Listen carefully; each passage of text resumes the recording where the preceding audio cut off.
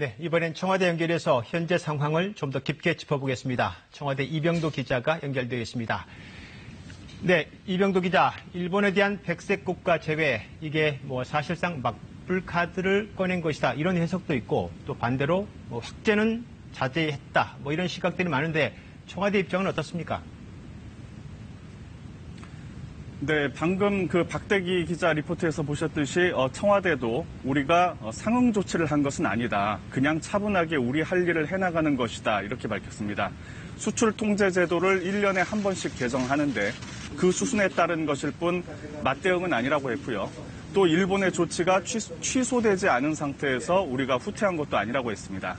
하지만 청와대는 그동안 단계적 대응 원칙을 밝혀왔는데요. 오늘 조치도 눈에는 눈, 이에는 이라는 상호주의에 따라서 단계적으로 차근차근 대응한다라는 원칙에 따른 조치로 풀이됩니다. 네, 오늘 청와대 수석 보좌관 회의가 열렸죠. 대통령도 참석했고 일본에 대한 발언도 있었다고요? 네, 바로 사흘 뒤가 광복절인데요. 대통령의 말의 그 강도는 세지 않았고 분량도 평소 때의 절반 정도였습니다. 직접 들어보시겠습니다.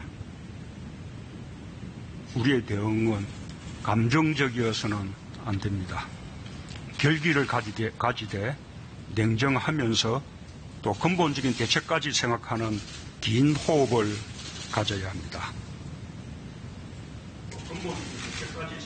문 대통령은 또 이렇게 말했습니다. 과거 일본 제국주의로부터 우리가 큰 고통을 받았다. 그러나 우리는 적대적 민족주의를 반대하고 평등과 평화 공존의 관계를 지향하고 있다. 이렇게 말했습니다. 국제사회의 지지를 호소하면서 일본에게는 미래에 동참하라. 이렇게 촉구한 것으로 보입니다. 네, 한편에서는 미국 중재 이야기가 계속 나오고 있습니다. 청와대가 요청을 해야 하는 건 아니냐, 했느냐, 이런 질문도 나오고 있는 거죠. 네, 그렇습니다. 이번 사태 이후에 곧바로 이제 김현종 안보실 2차장이 미국에 갔었습니다. 그래서 중재를 했느냐, 그러니까 요청했느냐 안 했느냐 이런 얘기가 많았는데요. 오늘 명확히 밝혔습니다. 중재를 요청한 적이 없다고 했습니다. 미국에 중재를 요청하면 청구서가 날아올 게 뻔하기 때문에 이른바 글로벌 호구가 되기 때문에 요청하지 않았다는 겁니다. 만약 미국이 한미일 공조가 중요하다고 생각한다면 관여를 할 것이고 일본 중심의 아시아 정책이 중요하다고 생각하면 그렇지 않을 것이라고 했습니다. 그러면서 협상가는 예측 불가능해야 한다고 덧붙이기도 했습니다. 네, 마지막에 김현종 2차장의 답변이 조금 인상적입니다. 쉽게 했다가 글로벌 호구가 될 수 있다. 이걸 반대로 해석하면 우리 정부가 뭔가 이번 사태와 관련해서 독립적으로 자신감을 가지고 해결할 수 있다. 이렇게 깔려 있다고 볼 수 있나요? 네, 그렇습니다. 우리나라가 처한 그 지정학적 위치가 결코 만만치 않다. 한 가지 예로 이런 얘기를 했습니다.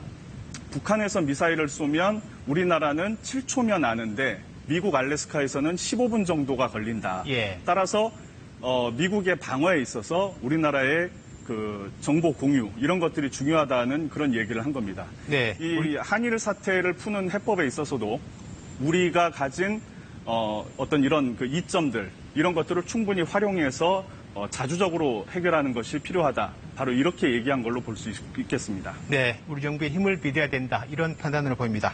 네, 청와대 이병도 기자였습니다.